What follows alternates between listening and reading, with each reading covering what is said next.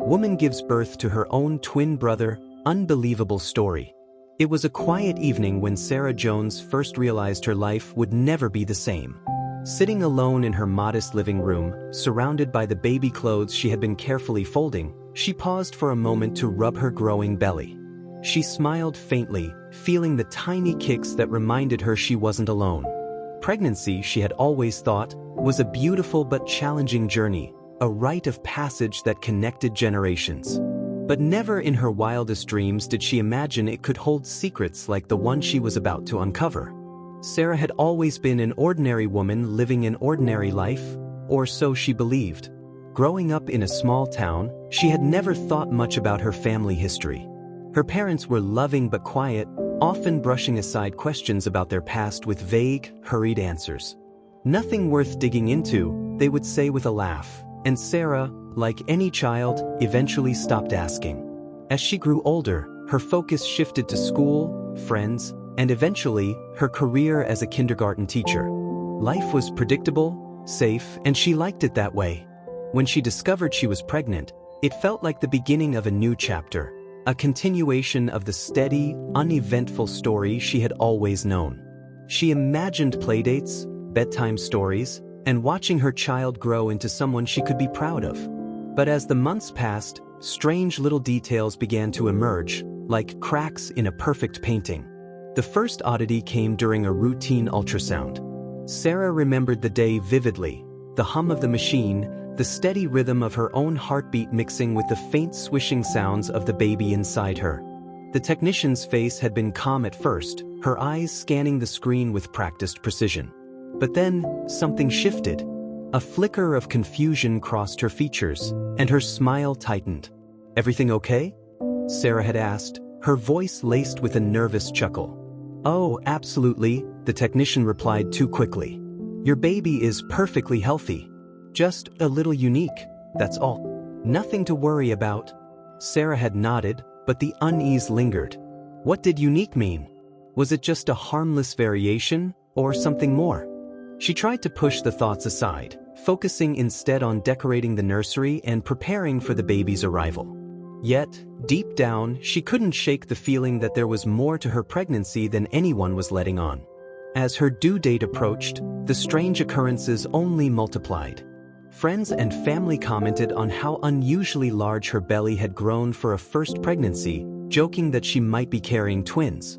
Her doctor reassured her that everything was normal, but Sarah couldn't help noticing the way his eyes lingered on her test results, as if searching for an answer he couldn't quite find. Then came the dreams.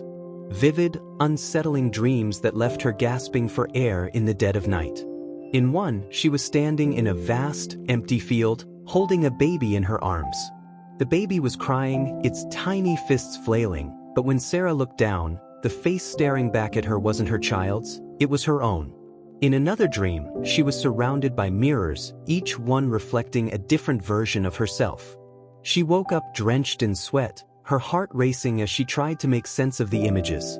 Were they just the product of her anxious mind, or was her body trying to tell her something? On the morning of her delivery, Sarah's nerves were frayed, but she tried to focus on the excitement of meeting her baby. The hospital was bustling with activity, the sterile smell of antiseptic filling the air as nurses guided her to a private room. Her parents arrived shortly after, their faces a mixture of joy and worry. "You're going to do great, sweetheart," her mother said, squeezing her hand. But Sarah noticed the way her father avoided her gaze, his hands fidgeting as if trying to hold something back. The labor was long and exhausting, each contraction racking her body with a force she hadn't anticipated. As the hours dragged on, the medical team moved with a calm efficiency, their voices low and professional. But when the moment finally came, when Sarah pushed with all her might and felt the release of life entering the world, everything changed. The room fell silent. It wasn't the joyous silence of awe or relief. It was the heavy, uneasy silence of people struggling to process what they were seeing. Sarah, dazed and drenched in sweat, could barely lift her head to look at the baby. But she saw the expressions on the doctors' faces: shock, confusion, and something else she couldn't quite place. "What's wrong?" she managed to whisper, her voice weak. "Is my baby okay?" The doctor hesitated, holding the newborn carefully as he examined it. "Your baby is healthy," he said at last, his tone measured. "But we need to run some additional tests." "Tests for what?" Sarah's mother asked, her voice sharp with concern. The doctor didn't answer directly. Instead, he handed the baby to the nurse and stepped out of the room, murmuring something about consulting a specialist. Sarah's heart pounded as she watched them take her child away, the joy of the moment replaced by a gnawing sense of dread. Hours passed, each minute stretching into an eternity. Sarah lay in the hospital bed, her body aching and her mind racing with questions. What could possibly be so unusual about her baby that it required additional testing? Was it a genetic condition? A rare disorder? Or something else entirely? When the doctor finally returned, his expression was unreadable. He held a folder in his hands, the edges of the papers inside slightly crumpled, as if he had been gripping them too tightly. "Mrs. Jones," he began, his voice calm but serious. "We've conducted a preliminary analysis, and the results are highly unusual. I don't want to alarm you, but we need to consult with a geneticist to fully understand what we're seeing." "What do you mean, unusual?" Sarah pressed, her hands clutching the edges of the blanket. "Is my baby in danger?" "No, no danger," the doctor assured her quickly. "Your baby is perfectly healthy. But there are certain markers in the genetic profile that suggest a unique biological anomaly. Something I've never encountered before." Sarah stared at the doctor, her exhaustion giving way to confusion and fear. She opened her mouth to ask another question, but no words came out. Her parents exchanged a glance, their faces pale with worry. "What kind of anomaly?" her father asked, his voice unusually firm. The doctor hesitated, clearly choosing his words carefully. "We don't want to jump to conclusions. What I can tell you is that your baby's DNA shows some unexpected markers. Markers that suggest a biological connection far beyond what we would normally see between a mother and her child." "I don't understand," Sarah said, her voice trembling. "What kind of connection are you talking about?" The doctor sighed, running a hand through his hair. "As I said, we need to consult with a geneticist to confirm this. But based on the preliminary results, it appears that your baby may be carrying DNA identical to yours." The room went still. Sarah blinked, trying to process what she had just heard. "Identical? What do you mean? Like, a clone?" "Not exactly," the doctor replied. "It's more complicated than that. Identical DNA is something we'd expect to see in a twin, not a parent-child relationship. That's why we need further analysis. This could be an extremely rare case of something called chimerism, or it could be something else entirely." Sarah's mother gasped, her hand flying to her mouth.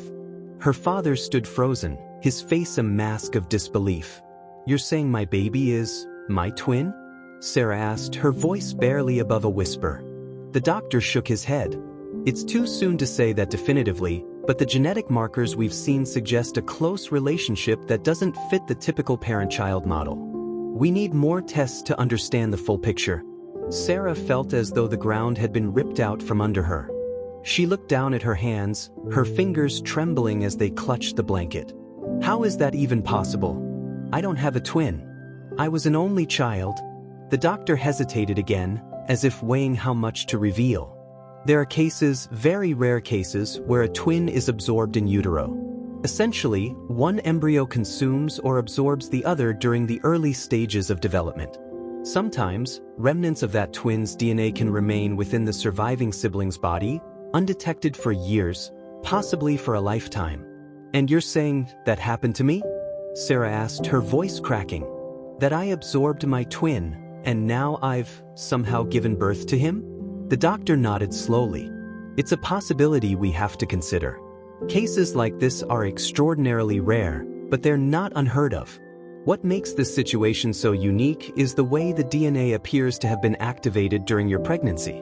It's almost as if the genetic material from your absorbed twin reawakened and became part of your child's development." Sarah's head spun, her thoughts tumbling over each other in a chaotic whirl. How could something like this happen? It sounded like the plot of a science fiction movie, not her real life. And yet, the weight of the doctor's words settled heavily in her chest, refusing to be dismissed. Her mother finally found her voice, though it was shaky. What does this mean for Sarah? For the baby? Are there any risks? As far as we can tell, both Sarah and the baby are healthy, the doctor said. But we'll need to monitor them closely to ensure there are no complications. I'll also recommend speaking with a genetic counselor to better understand the implications of this discovery. Sarah's father, who had remained silent up until now, took a step forward. His expression was unreadable, his voice low. Is there any chance this could have happened before? In our family, I mean? The doctor looked at him curiously. Do you know of any family history that might be relevant? Her father hesitated, glancing at Sarah's mother before answering. No, nothing like this. I wanted to be sure. Sarah frowned, sensing something unspoken in her father's tone, but she was too overwhelmed to press the issue. Her thoughts were consumed by the revelation that had just upended everything she thought she knew about her pregnancy and about herself.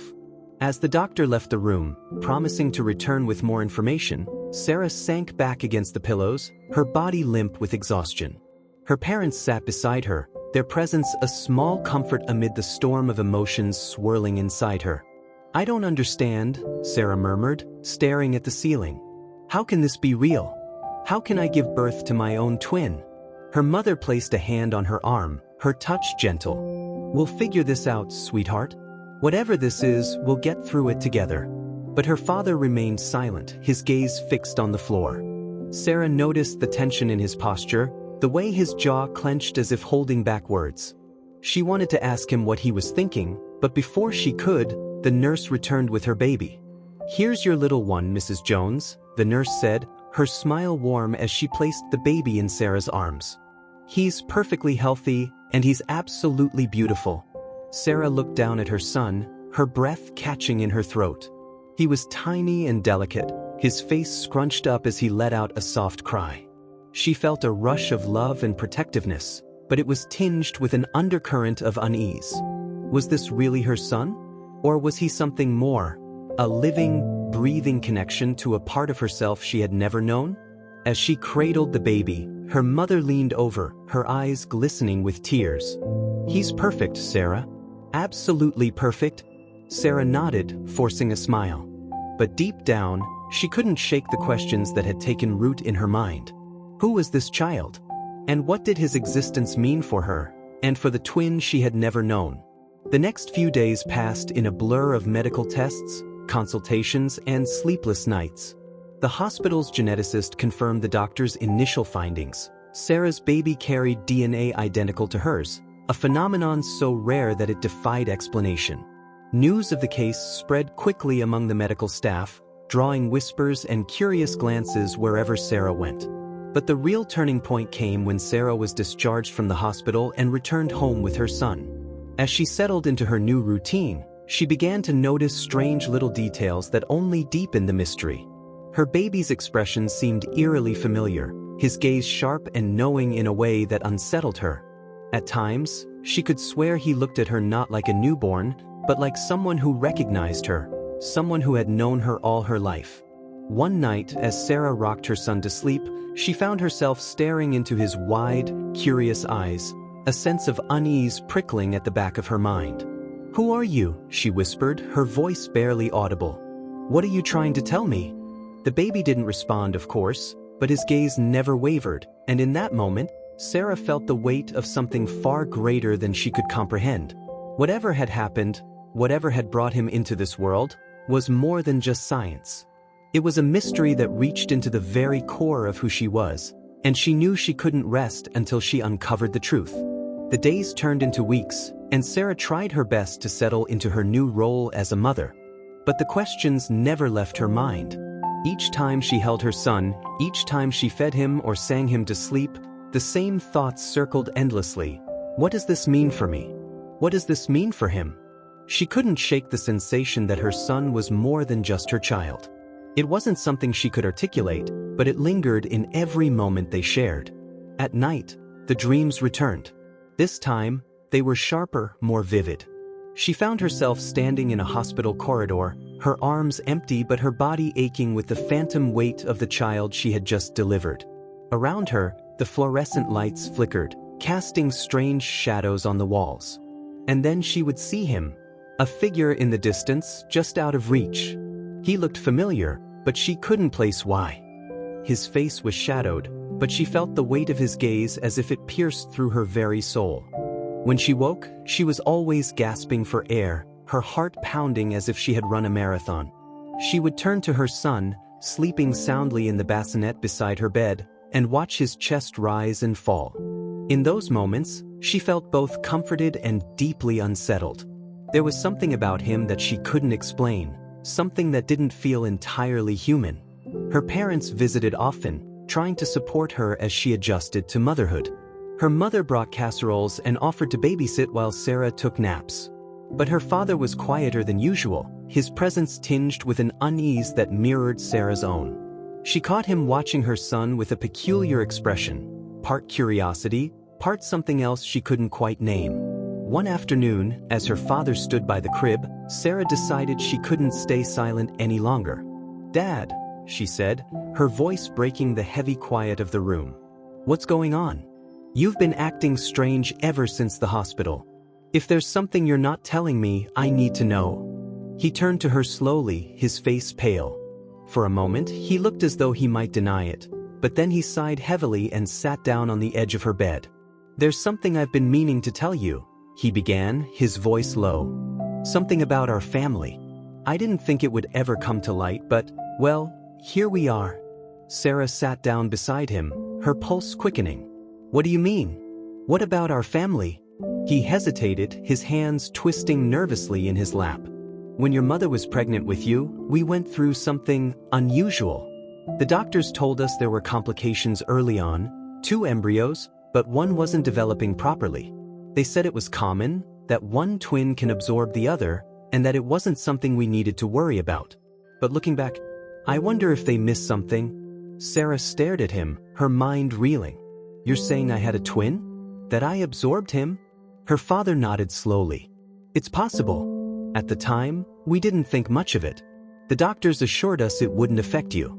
But now, with everything that's happened, I can't help but wonder if there was more to it. If somehow, a part of your twin survived." Sarah's breath caught in her throat. The idea was both horrifying and strangely fascinating. It explained so much: the dreams, the genetic anomaly, the unshakable feeling that her son was more than just her child. "But why now?" she asked, her voice trembling. "Why would this happen during my pregnancy?" "I don't know," her father admitted. "Maybe it was dormant all these years, and the hormonal changes during your pregnancy triggered something. Or maybe there's more to this than science can explain." Sarah looked down at her hands, her mind racing. It was almost too much to process. She had spent her entire life believing she was an only child, and now she was being told that a part of her long-lost twin had somehow come back to life, through her own son. Over the next few weeks, Sarah became consumed by the mystery of her twin. She scoured the internet for information about chimerism, reading every article and medical case study she could find. Most of them were dry and clinical, filled with jargon she barely understood. But a few stories stood out. Tales of people who discovered they carried the DNA of an unborn sibling, or who found traces of their twin in unexpected places, like their own organs or blood cells. One night, as she sat at her computer, bleary-eyed and surrounded by half-empty coffee mugs, she stumbled across a forum for people who believed they had experienced something similar. Most of the posts were vague or speculative, filled with questions rather than answers. But one thread caught her attention: "Reabsorbed twins. What happens when they come back?" The title sent a shiver down her spine. She clicked on it, her heart pounding as she read the posts. Some were written by people claiming to have vivid dreams about their twins, much like Sarah's own. Others described strange phenomena, feelings of being watched, unexplained physical sensations, or even hearing voices. One post in particular stood out. "I always knew something was different about me. When I was pregnant, the dreams started, dreams of a brother I'd never met. After my son was born, I felt like I wasn't alone anymore, like there was a presence watching over me. The doctors called it chimerism, but I think it's more than that. I think my twin is still here, somehow, living through my child." Sarah's stomach twisted as she read the words. It was almost as if the poster had been describing her own experience. She stared at the screen, her mind racing. Could it be true? Could her twin really be alive, in some strange, unexplainable way? And if so, what did that mean for her son? The more she thought about it, the more she felt an overwhelming urge to understand the truth. She began keeping a journal, recording every detail of her dreams, every strange feeling or moment of unease she experienced. She started talking to her son, even though he was too young to understand her words, as if hoping he might somehow reveal the answers she was searching for. One night, as she held him in her arms, she whispered, "Who are you? Are you my son, or are you something more?" The baby gazed up at her with wide, unblinking eyes, and for a moment, Sarah could have sworn she saw a flicker of recognition in his expression. It sent a chill down her spine, but she couldn't look away. The weeks stretched on, and Sarah's obsession with finding answers only deepened. Each day seemed to bring a new question, a new puzzle piece that didn't quite fit. She found herself studying her son's every move, the way he laughed, the way his tiny fingers reached for her face, the way his eyes sometimes seemed to follow things that weren't there.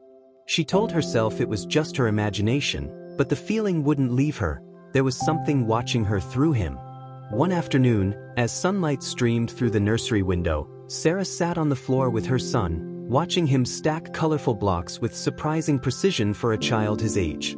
At just a few months old, he was already displaying an awareness that seemed beyond his years. He would pause between moves, tilting his head as if calculating his next step, his expression eerily focused. "Smart little guy, aren't you?" Sarah murmured, though her voice lacked its usual warmth. She wanted to feel proud, but instead, she felt a strange discomfort. Was it normal for a baby to be this sharp? Or was this yet another piece of the mystery surrounding him? Her mother's voice startled her from her thoughts. "You're staring again." Sarah turned to see her mother standing in the doorway, a laundry basket balanced on her hip. "Sorry," she muttered, tearing her gaze away from her son. Her mother set the basket down and joined her on the floor. "He's just a baby, Sarah. A sweet, perfect baby. You don't have to keep looking for signs of something being wrong." "I'm not looking for something wrong," Sarah said defensively. "I'm just paying attention." Her mother sighed, brushing a hand over the baby's soft curls. "I know this has been hard on you. The pregnancy, the questions, everything the doctors said. But maybe it's time to let it go. He's healthy. Isn't that enough?" Sarah wanted to agree, to believe that everything was fine. But deep down, she knew it wasn't that simple. "What if it's not just about him being healthy?" she asked quietly. "What if this is bigger than that? Bigger than me?" Her mother frowned, her hand pausing mid-stroke. "What do you mean?" Sarah hesitated, then decided to tell her about the forum she had found. She described the stories she had read, the people who claimed to feel the presence of their reabsorbed twins, the inexplicable phenomena they had experienced. As she spoke, her mother's expression shifted from concern to unease. "Sarah, you can't believe everything you read on the internet," her mother said, though her voice wavered. "People make up all sorts of things to explain what they don't understand." "I know," Sarah said. "But what if they're not making it up? What if this is real? What if he's not just my son, but my twin in some way? What does that mean for him, for us?"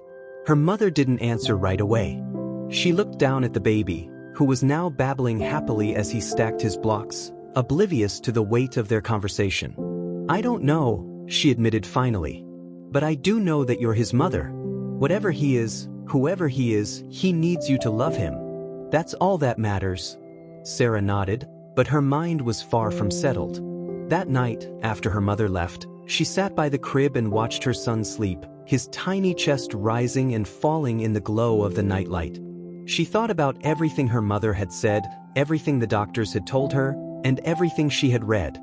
None of it added up. None of it explained the way she felt when she looked at him. That strange, inexplicable connection that went beyond biology, beyond motherhood. It was as if he carried a piece of her soul, a piece she hadn't even known was missing. The dreams became more vivid after that. In one, she found herself standing in a dimly lit room filled with mirrors. Each mirror reflected a different version of herself, some younger, some older, some almost unrecognizable. But one reflection was different. It wasn't her at all. It was him. The figure she had seen in her earlier dreams, the shadowy presence that had haunted her since the birth. This time, his face was clear. He looked like her, but not entirely. His features were sharper, his expression colder. He stared at her through the glass, his eyes filled with something she couldn't name. It wasn't anger, exactly, but it wasn't warmth either. It was knowing, as if he had been waiting for her to find him. "Who are you?" she whispered in the dream, her voice echoing in the silent room. He didn't answer, but his lips curved into a faint smile. And then the mirrors shattered, the sound like 1,000 screams ringing in her ears.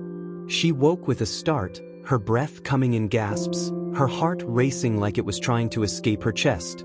She looked over at the crib, half expecting to see him standing there, watching her with that same knowing smile.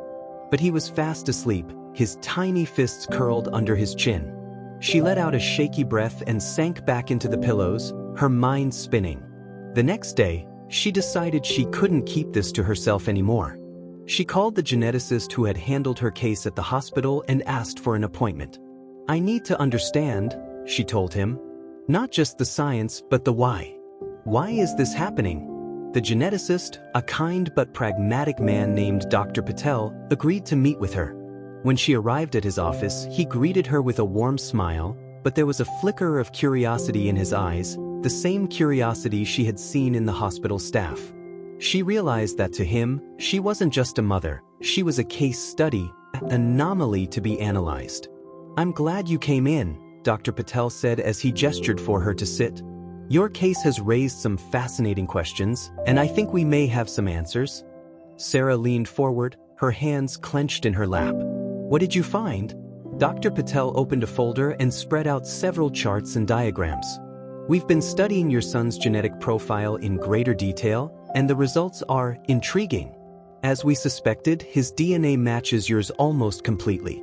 But there are also markers that suggest something unique, something we've never seen before." "Like what?" Sarah asked, her voice tight. "His genome contains sequences that appear to be dormant in your own DNA," Dr. Patel explained. "These sequences are usually associated with developmental processes that occur in the earliest stages of life, things that would have been active in your twin before you absorbed him. It's as if those sequences were reactivated during your pregnancy, almost like they were waiting for an opportunity to express themselves." Sarah stared at him, her mind struggling to grasp what he was saying. "So you're saying my son is more like my twin than my child?" "In some ways, yes," Dr. Patel said, "but he's also his own person. His DNA may carry your twin's genetic legacy, but his development, his personality, his life, those are uniquely his." Sarah felt a lump form in her throat. "What does this mean for him?" "For me?" Dr. Patel's expression softened. "It means you're part of something extraordinary. This isn't just a medical anomaly. It's a testament to the complexity of life, of biology. Your son is a living connection to a part of yourself you never knew existed. And while that may feel overwhelming, it's also a gift. He's here and he's healthy. That's what matters most." Sarah nodded, but her mind was still racing. As she left the office, her thoughts swirled with a mix of relief and unease. She had more answers now, but they only seemed to deepen the mystery. Who was this child she had brought into the world? And who, or what, was watching her through his eyes? Sarah's steps felt heavier as she left Dr. Patel's office, the weight of his words pressing down on her chest. The answers he had provided were supposed to give her clarity, but instead, they left her with even more questions. She clutched her son closer to her chest, his tiny frame warm and solid in her arms, and tried to focus on what Dr. Patel had said. He's his own person. His life is uniquely his. But was that true? Was he really just her son, or was he something more? A vessel for the twin she had unknowingly carried inside her all these years? The thought haunted her as she drove home, the hum of the engine doing little to soothe her frayed nerves. She glanced in the rearview mirror at her baby, strapped securely in his car seat, his wide eyes staring back at her. For a moment, it felt as though he could see right through her, past the facade of calm she was trying so hard to maintain. When they arrived home, Sarah's mother was waiting on the porch, her face lighting up as they pulled into the driveway. "How did it go?" she asked, her voice tinged with cautious optimism as she helped Sarah carry the baby inside. "It was a lot," Sarah admitted, sinking into the couch as her mother took the baby from her arms. Dr. Patel explained the genetics in more detail, but it still doesn't make sense. "He said my son's DNA is like my twins, but he's also his own person. I don't know how to wrap my head around that." Her mother sat beside her, gently rocking the baby in her arms. "Maybe you don't have to wrap your head around it," she said softly. "Maybe it's enough to just love him and let him be who he is." Sarah let out a shaky laugh. "You make it sound so simple." "It is simple," her mother replied, though her voice held a note of sadness. "It's the world that complicates things. Don't let it get in the way of what matters." Her mother's words stayed with her long after she left that evening, the house once again falling silent except for the soft sounds of her son breathing in his crib. Sarah sat at the kitchen table, her laptop open in front of her, and stared at the blinking cursor on the screen. She had tried to write down her thoughts, to make sense of everything that had happened, but the words wouldn't come. How could she explain something she barely understood herself? She closed the laptop with a sigh and turned her attention to the journal she had been keeping. The pages were filled with fragmented thoughts, questions, and observations, things she hadn't dared to share with anyone else. She flipped through them now, her pen hovering over a blank page as she tried to decide where to begin. Finally, she wrote, "I used to think I knew who I was. But now I'm not so sure. Every day, it feels like I'm discovering something new about myself, about my son, about the twin I never knew I had. It's overwhelming, and sometimes it's terrifying. But it's also extraordinary. I don't know where this journey will take us, but I'm trying to trust that we'll find our way." The act of writing felt like a small release, a way to let some of the pressure inside her escape. She closed the journal and leaned back in her chair, her eyes drifting to the baby monitor on the counter. The soft glow of the screen showed her son sleeping peacefully, his tiny hand clutching the edge of his blanket. Watching him, she felt a pang of guilt for the doubts and fears that had consumed her. He was just a baby, innocent, unburdened by the questions that weighed so heavily on her mind. And yet, as the days turned into weeks, Sarah couldn't ignore the growing sense that her son was aware of more than he should be. He began to respond to her in ways that felt almost deliberate. When she spoke to him, his gaze would lock onto hers, his expression unervingly focused for such a young child. He would mimic her gestures, tilting his head or raising an eyebrow as if mirroring her thoughts. It was subtle at first, but it became more pronounced as he grew older. One evening, as Sarah was feeding him in his high chair, she caught him staring at her with an intensity that made her skin prickle. "What are you thinking about, little one?" she asked, her voice light but her heart pounding. To her shock, he reached out and placed his hand on hers. It wasn't the clumsy grab of an infant, but a deliberate, measured touch, as if he understood what she had asked. Sarah froze, her breath catching in her throat. Are you trying to tell me something?" she whispered. The baby didn't respond, of course, but his gaze didn't waver. For a moment, it felt as though the air between them had thickened, the room growing quieter than it should have been. Sarah's pulse quickened, a cold sweat breaking out on her forehead. She pulled her hand away gently and stood, her legs trembling as she carried the dishes to the sink. Over the next few days, she couldn't stop thinking about that moment. Was it just her imagination, or was there something more to her son than met the eye? The rational part of her mind told her she was being ridiculous, that he was just a baby learning to explore the world in his own way. But the part of her that had lived through the dreams, the genetic revelations, and the strange sense of familiarity couldn't let it go. Determined to find some semblance of normalcy, Sarah decided to take her son to the park one afternoon. The fresh air and the sight of other families laughing and playing would do them both good, she thought. She packed a blanket and some toys, bundling him up against the crisp autumn breeze, and set off down the tree-lined path. The park was bustling with activity, children chasing each other across the playground while parents watched from nearby benches. Sarah spread out the blanket beneath a large oak tree and set her son down, offering him a colorful rattle to play with. He took it eagerly, shaking it with a delighted giggle that made her smile in spite of herself. For a while, she let herself relax, basking in the simple joy of watching him play. But then she noticed something strange. A little girl from a nearby group had wandered over, her wide eyes fixed on Sarah's son. She knelt down beside him, tilting her head as she studied him intently. "Hi there," Sarah said, offering the girl a friendly smile. "What's your name?" The girl didn't answer. She just kept staring at the baby, her brow furrowed as if trying to solve a puzzle. Finally, she looked up at Sarah and said, "He looks like someone I know." Sarah's smile faltered. "Oh, who does he look like?" The girl shrugged, her gaze drifting back to the baby. "I don't know. Just someone." Before Sarah could respond, the girl's mother called her back to their picnic blanket, waving apologetically as she led her away. Sarah watched them go, her mind racing.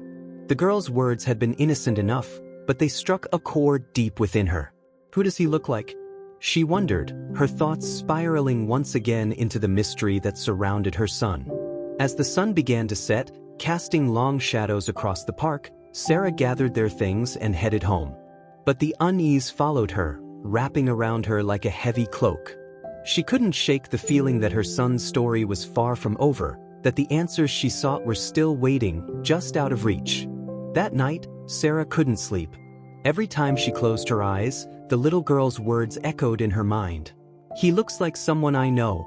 It was such a simple statement, so innocent, yet it had opened a door she wasn't ready to walk through. Her son was only a few months old, and yet it seemed he carried with him a weight that defied his age, a presence, a connection that Sarah couldn't explain. She lay awake in the dim light of her bedroom, staring at the ceiling, her thoughts swirling in endless loops. What if this wasn't just about biology? What if there was something deeper, something spiritual, or even supernatural about her son's existence? She had always considered herself a rational person, but this experience had pushed her beyond the limits of logic.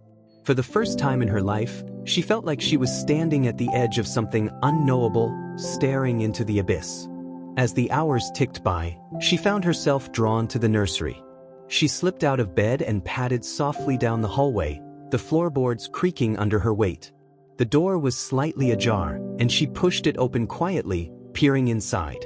Her son was asleep in his crib, his tiny chest rising and falling in the glow of the nightlight. She stepped closer, her breath catching in her throat as she looked down at him. He was so peaceful, so perfect. And yet, as she watched him, she felt a strange sensation, a mix of love and unease, as if her heart was torn between two opposing forces. She reached out to touch his cheek, her fingers brushing against his soft skin, and whispered, "Who are you, really?" The question hung in the air, unanswered, as she stood there in the quiet room. She stayed for what felt like hours, lost in her thoughts, before finally returning to her bed. But sleep didn't come easily. Her dreams that night were fragmented and surreal, filled with images of mirrors, shadows, and a voice she couldn't quite place. The next morning, Sarah decided she needed to take action. She couldn't keep living in this state of uncertainty, constantly questioning her reality. She needed answers, real answers, not just theories or speculations. And there was only one person she could think of who might be able to help, Dr. Patel.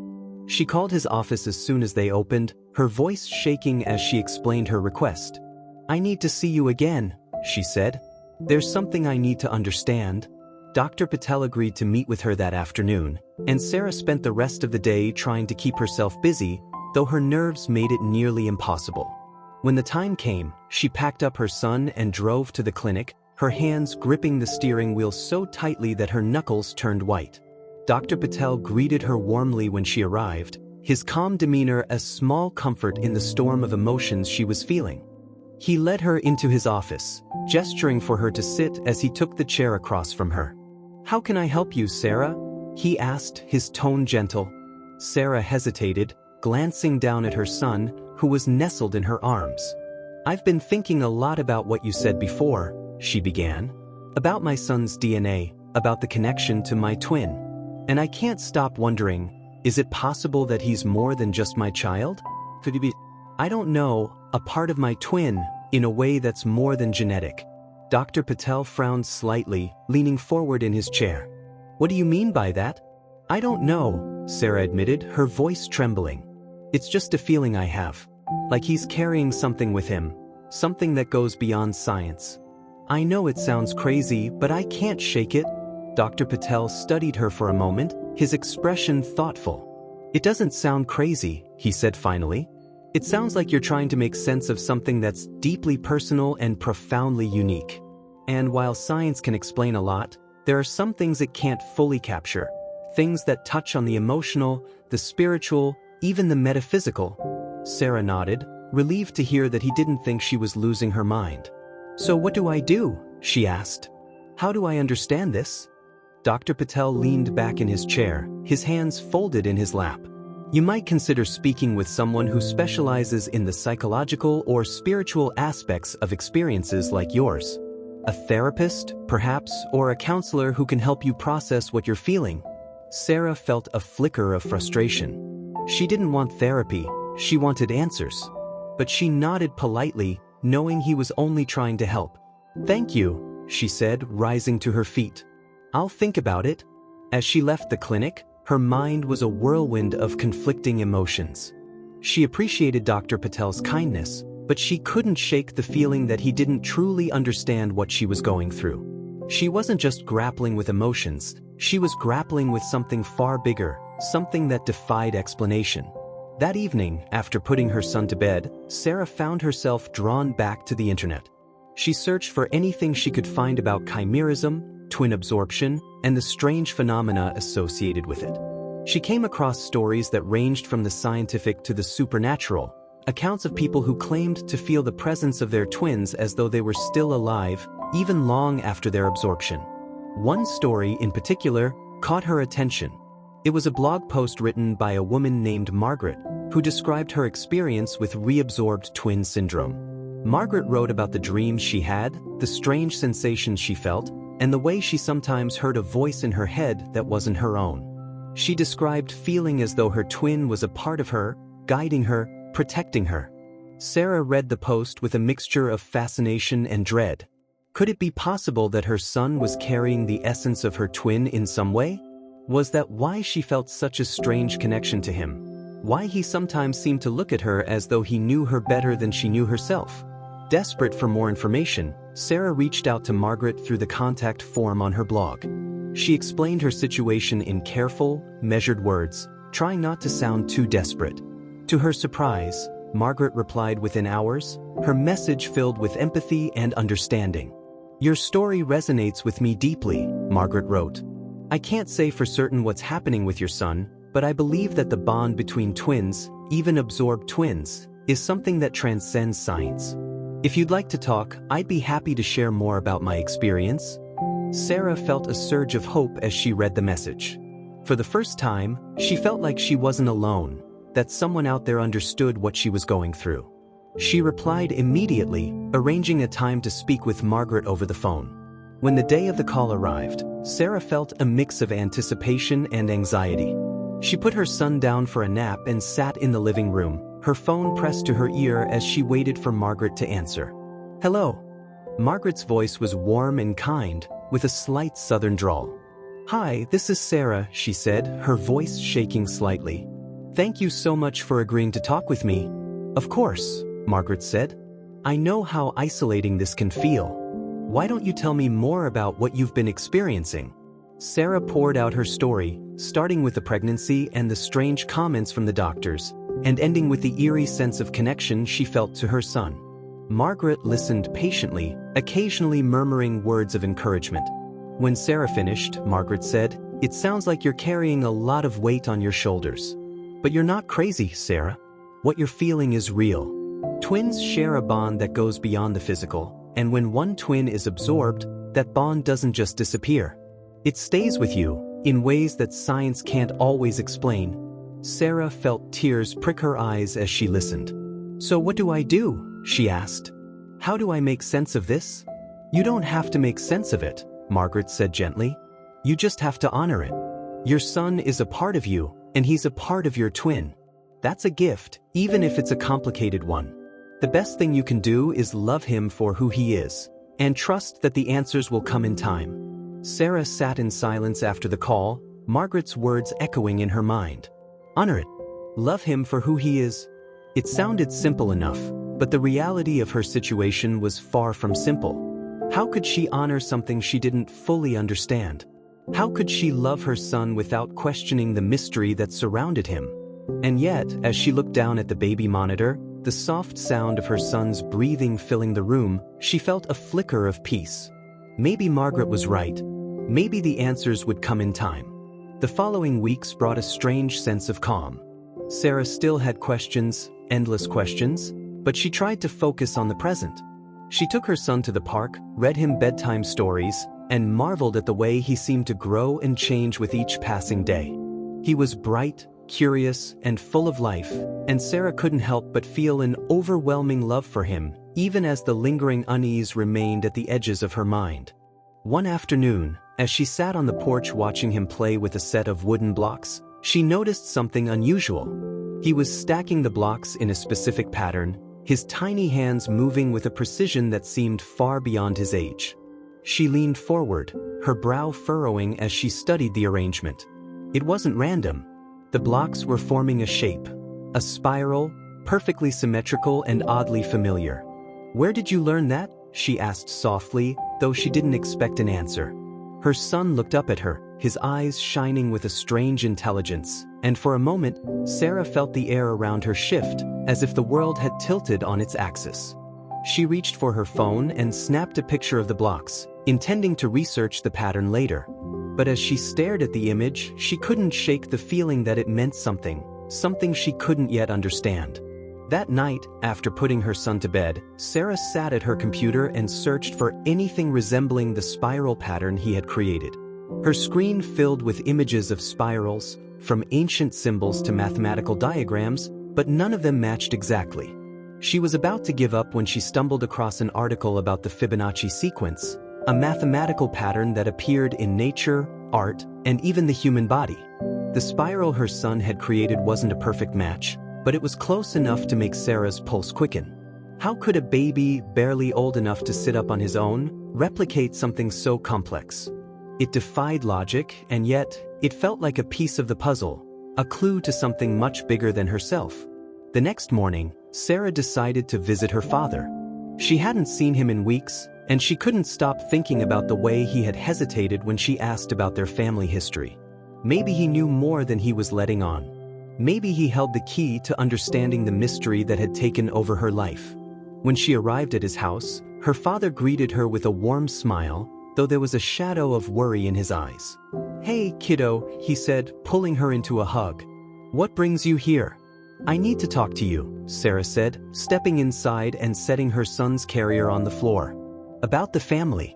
About everything." Her father's smile faltered, and he gestured for her to sit. "I was wondering when you'd ask," he said quietly, taking a seat across from her. "There's something I've been meaning to tell you. Something I probably should have told you a long time ago." Sarah's heart raced as she leaned forward, her hands clenched in her lap. "What is it?" Her father took a deep breath, his gaze fixed on the floor. "When your mother was pregnant with you, the doctors told us about the twins. They said it wasn't uncommon, that one twin could absorb the other in the womb. But there was something different about your case. They found anomalies. Things they couldn't explain." "Anomalies?" Sarah repeated, her voice barely above a whisper. Her father nodded. "They ran tests, but they never gave us any clear answers. They just said you were healthy, and that's all that mattered.